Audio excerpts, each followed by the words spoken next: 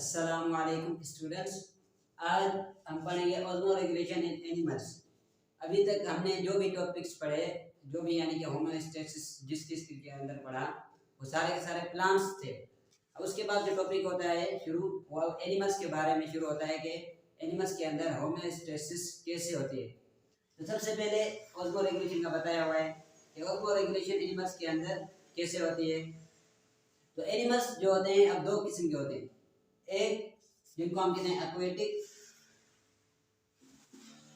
और दूसरे जिन्हें हम कहते हैं टेरेस्ट्रियल।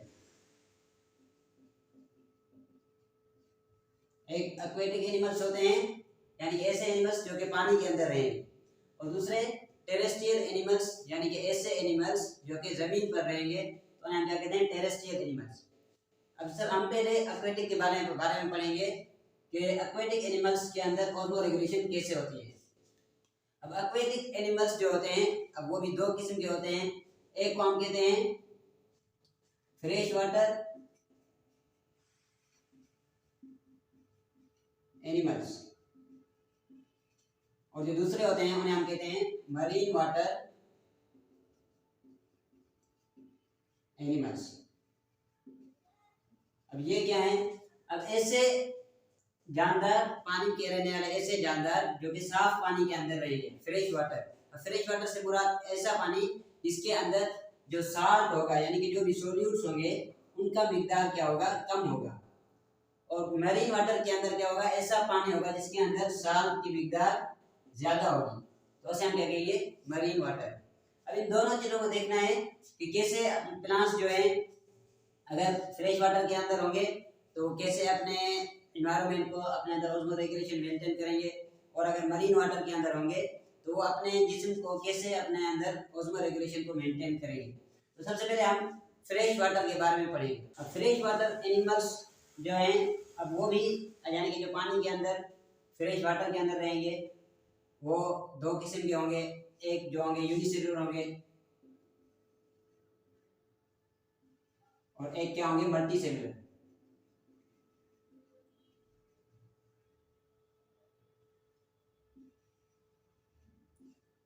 अब इनको पढ़ने से पहले हमें ये पता होना चाहिए कि हाइपोटोनिक कंडीशंस क्या होती हैं और हाइपरटोनिक कंडीशंस क्या होती हैं।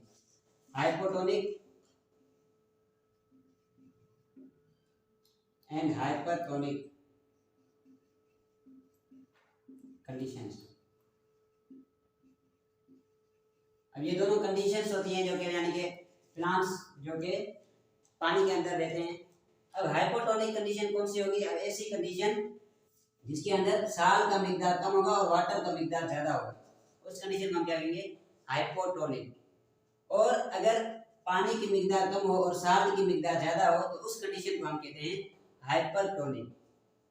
तो पानी जो है हमेशा हमेशा मूव करता है हाइपोटोनिक से हमेशा हाइपरटोनिक की तरफ, क्योंकि मैंने आपको फर्स्ट चैप्टर के अंदर भी बताया था, जो भी सॉल्यूट्स होते हैं, जो भी साल्ट होता है, वो पानी को अपनी तरफ अट्रैक्ट करता है।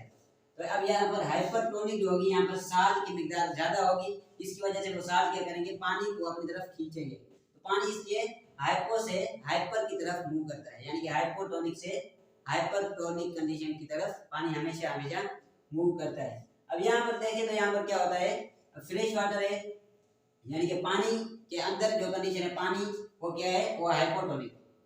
और पानी के अंदर जो जानदार रह रहे हैं उनके जिस्म के अंदर जो कंडीशन होती है वो होते हैं हाइपरटोनिक। यानी कि पानी क्या है, हाइपोटोनिक, और जो जानदार रह रहे हैं उनके जिस्म का जो अंदर का हिस्सा है वो कौन सा है, हाइपरटोनिक कंडीशन उनके अंदर है। अब यानी कि इनको क्या नुकसान हो सकता है कि इनके जिस्म के अंदर जब साल ज्यादा है तो जो बाहर के यानी कि फ्रेश वाटर है वो इनके अंदर ज्यादा आ सकता है, क्योंकि पानी को जो साल्ट है अपनी तरफ खींचता है। तो इससे ये क्या करते हैं, अब यूनिसेलुलर क्या करते हैं और मल्टी सेलुलर जो एनिमल्स होते हैं वो क्या करते हैं। अब यूनिसेलुलर एक सेल वाले होते हैं, जैसे कौन हो गए, अमीबा हो गया या पैरामीशियम हो गया। अब ये एक सेल वाले हैं, तो ये पानी जो ज्यादा इनके अंदर चला आता है वो इसको कैसे निकालते हैं, इनके पास सेल के अंदर, क्योंकि ये एक सेल वाले हैं, यूनिसेलुलर हैं, इनके पास सेल एक है, तो इनके पास एक कॉन्ट्रैक्टाइल वैक्यूल होता है, कॉन्ट्रैक्टाइल वैक्यूल। यानी कि इनका जैसे सेल है, इनके अंदर एक ऐसा स्ट्रक्चर होता है जिसको हम कहते हैं वैक्यूल। तो इनका जो भी एक्स्ट्रा पानी होता है वो इसके अंदर जमा करते हैं, फिर उससे बाहर निकाल देते हैं। तो इनका जो एक्स्ट्रा वाटर होता है जो भी अंदर जिसम के अंदर चला आता है, तो वो उसको इस कॉन्ट्रैक्टाइल वैक्यूल के अंदर जमा करते हैं, फिर बाहर निकाल देते हैं। कौन करते हैं ये? एक सेल जो भी जानदार हैं वो सारे ऐसे करते हैं। और अगर मल्टी सेलुलर एनिमल्स की बात करें तो वो कैसे निकालते हैं? अब ज्यादा सेल वाले जानवर हैं तो वो यूरिन जो करते हैं, वो कौन सा यूरिन करते हैं? Dilute urine.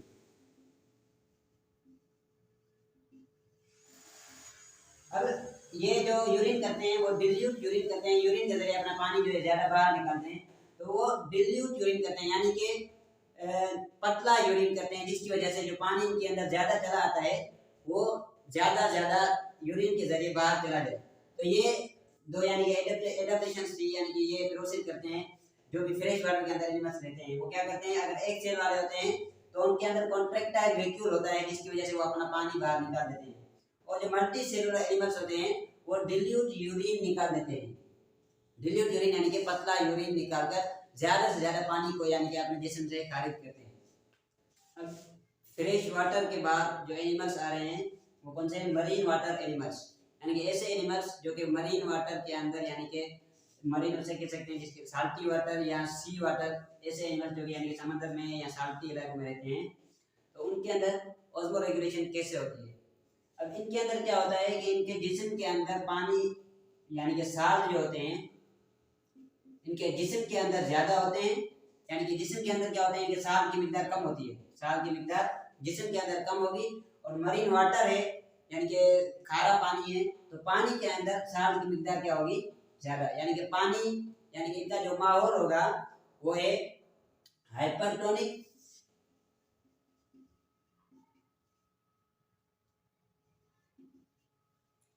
और इनका जो जिस्म है वो क्या है? हाइपोटोनिक। हाइपोटोनिक यानी कि लो साल्ट वाला, यानी कि इनके जो जिस्म है, जिस्म के अंदर साल्ट कम है लेकिन पानी जो है उसके अंदर साल की तादाद क्या है? मिकदार ज्यादा है, जिसकी वजह से क्या हो सकता है? मैंने आपको बताया पानी हमेशा हाइपो से हाइपर की तरफ मूव करता है। तो इनके जिस्म से, इनके जिस्म का जो पानी है ना, वो भी इनको बाहर जाने का खतरा हो जाता है, क्योंकि इनके जिस्म के अंदर क्या है? हाइपोटोनिक कंडीशन है। तो हाइपो से हाइपर की तरफ हमेशा पानी जाता है। तो ये बचने के लिए ये क्या करते हैं? ज्यादा से ज्यादा जो समुद्र का खारा पानी है वो पी लेते हैं। ज्यादा से ज्यादा जब पानी पिएंगे तो उसके साथ वो साल्ट भी आएगा। जब साल्ट भी आएगा तो वो साल्ट को अपने अंदर स्टोर करते हैं, ताकि जो पानी है बाहर निकलने के बजाय वो अंदर ही रहे। ठीक है। अब पानी जो है यानी कि ऐसे एनिमल्स अब 3 किस्म के हो सकते हैं। अब ऐसे एनिमल्स यानी कि 3 किस्म कैसे? एक होते हैं हाइपोटोनिक, एक है हाइपरटोनिक और तीसरे हैं आइसोटोनिक। वो कह रहे हैं कि यूजुअली ऐसे होता है कि इनके जिस्म के अंदर हाइपोटोनिक कंडीशन होती है, यानी कि लो साल्ट होते हैं और अंदर जिस्म के अंदर पानी जो है वो ज्यादा होता है बाहर के माहौल के मुकाबले में। तो क्या होता है? अब कह रहे हैं कुछ एनिमल्स ऐसे होते हैं जिनके पास बाहर का माहौल और अंदर का माहौल सेम होता है, यानी कि जितना बाहर साल्ट होगा उतना अंदर साल्ट सेम होगा। उन एनिमल्स को कहते हैं आइसोटोनिक। और ये क्या है? हाइपो का उल्टा है, हाइपरटोनिक। तो ये क्या करते हैं? यानी कि इनका जो नाम रखा गया है, इनके अंदर जो एग्जांपल्स दिए गए हैं हमारे बुक के अंदर, वो कौन से हैं? Bony fish. और हाइपरटोनिक के जो एग्जांपल दिए गए हैं वो कौन से हैं? Cartilaginous fish.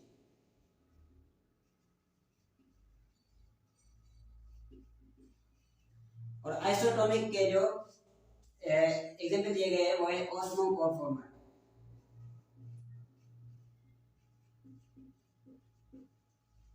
यानी कि ये जो होते हैं ये होते हैं यूनिसेलुलर। तो ये मरीन वाटर के अंदर यानी कि इस किस्म के जानवर होते हैं जो भी खारे पानी के अंदर रहते हैं। तो बोनी फिश होगी यानी कि हाइपोटोनिक कंडीशन वाली, कार्टिलेजिनस फिश होगी हाइपरटोनिक कंडीशन वाली, और आइसोटोनिक वाली यानी कि जो यूनिसेलुलर होंगे वो क्या होंगे? आइसोटोनिक कंडीशन के बारे में। यानी कि आइसोटोनिक ऐसे कंडीशन जिनके पास जिसम के अंदर और बाहर साल्ट की मिकदार सेम हो। तो ये इनके अंदर जो ऑस्मो रेगुलेशन होती है यानी कि वाटर और सॉल्ट का जो बैलेंस होता है वो इस तरीके से होता है। हमने osmo regulation in aquatic animals की बात कर ली, यानी कि ऐसे एनिमल्स जो कि पानी के अंदर रहते हैं। अब ऐसे एनिमल्स जो कि टेरेस्ट्रियल हैं यानी कि जो जमीन पर एनिमल्स रहते हैं, अब वो अपने अंदर ऑस्मो रेगुलेशन कैसे करते हैं, तो उनकी कुछ प्रॉपर्टीज हैं। अब उनको क्या खतरा होता है, उनको ये खतरा होता है कि जैसे अब सूरज जो है उनके साथ डायरेक्ट कांटेक्ट के अंदर है, तो डायरेक्ट सूरज की रोशनी पड़ने की वजह से उनके अंदर डिहाइड्रेशन हो सकती है। डिहाइड्रेशन यानी कि उनके अंदर पानी का लॉस हो सकता है, पानी जो है वो बुखारात की सूरत में उड़ सकता है। तो उससे बचाव के लिए ये क्या क्या करते हैं, हमारे बुक के अंदर ये प्रॉपर्टीज बताई गई हैं, कौन कौन सी है अब वो देखते हैं। कह रहे हैं कि इनकी बॉडी कवर्ड बाय एक्सोस्केलेटन, इनकी जो बॉडी होती है वो कवर की होती है एक्सोस्केलेटन से। अब एक्सोस्केलेटन यानी कि ऐसा स्केलेटन जो उनके बाहर की तरफ से मौजूद हो, जैसे अब कीड़े मकोड़े हैं तो उनके बाहर वो शेल होता है, पूरा सख्त होता है, वो क्या करता है उनको सूरज का डायरेक्ट कांटेक्ट होने से रोकता है, जिसकी वजह से जो पानी का डिहाइड्रेशन होती है वो बच जाती है और उनके अंदर पानी जो है यानी कि ऑस्मो रेगुलेशन मेंटेन रहती है। और क्या करते हैं, रीएब्जॉर्प्शन करते हैं। रीएब्जॉर्प्शन यानी कि वाटर की रीएब्जॉर्प्शन ऑफ वाटर, पानी की रीएब्जॉर्प्शन करते हैं इन किडनी। कैसे, अब किडनी होती है, किडनी के अंदर एक तरह के स्ट्रक्चर होते हैं जिनको हम कहते हैं नेफ्रॉन, ऐसे बने होते हैं।